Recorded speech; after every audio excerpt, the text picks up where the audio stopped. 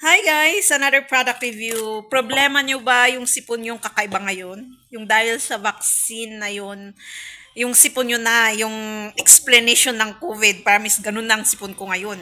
Yung hindi ko na maamoy, hindi ko na malasaan. Parang yung explanation nila sa COVID na yun.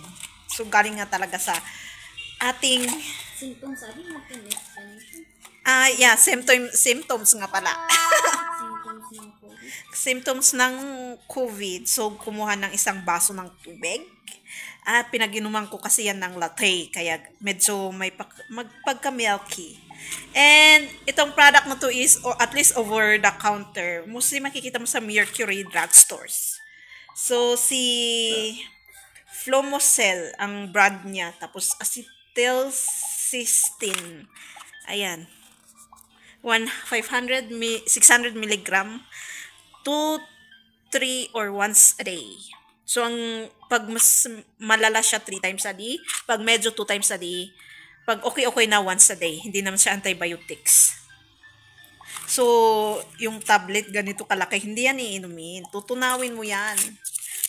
Tutunawin mo sa tubig. Ayan.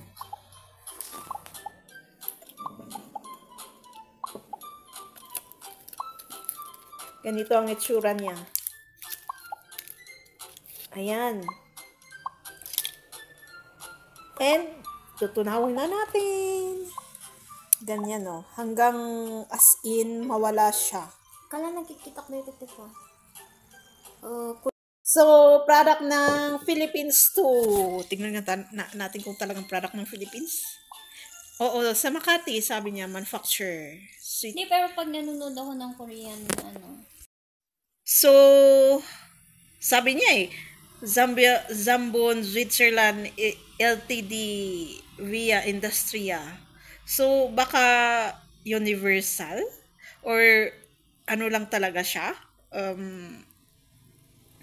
Address dito na may Switzerland. Kasi pag bla bla bla bla sabi niya. Tapos, sa huli is Makati City. Yan. Hindi kita. So, yan. Flomocel. Screenshot natin mamaya. So, isang box is 20 tablets. 600 milligram. And, nakakahingad ako dito kahit sa grabe yung sipon mo. And, matagal din naman yung expiration date niya. Manufacturer is January, March 2024 din. March 2027. Parang 5 years. 5 years ba yun? 4, 5, 6, 7. 4 years.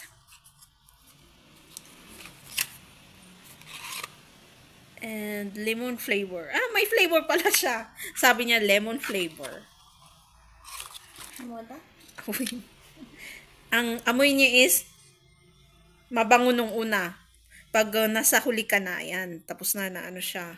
Bubbles. Sprite. Parang Sprite. May pagka-Sprite. May pagka-sparkle. Konti lang naman.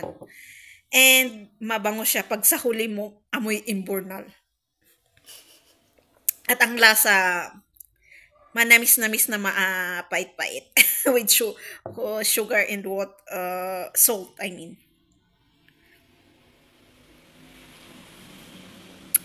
May naiwan lang na putingay doon sa baba. Yun yung salt niya.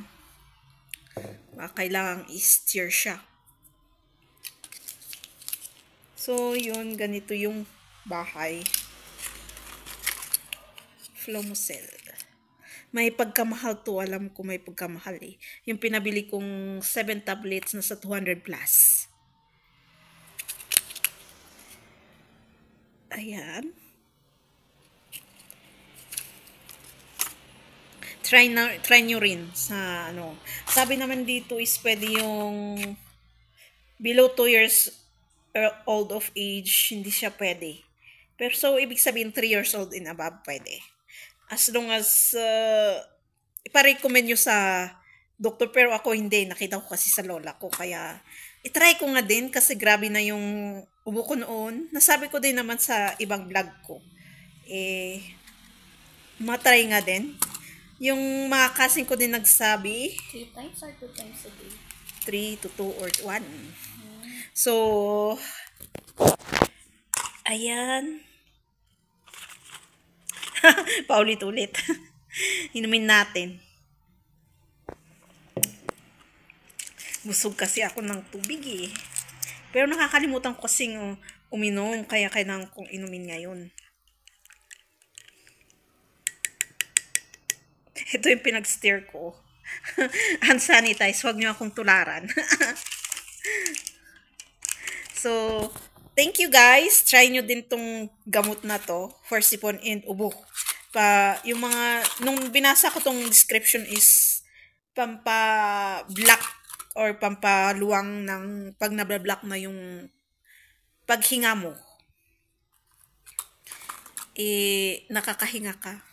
Totoo naman, through experience. So, thank you for watching. Don't forget to subscribe, click the notification, comment if you want, and share so my next videos. Itry kung ano sa online baka meron. Lagay ko yung link and ipin sa comment section.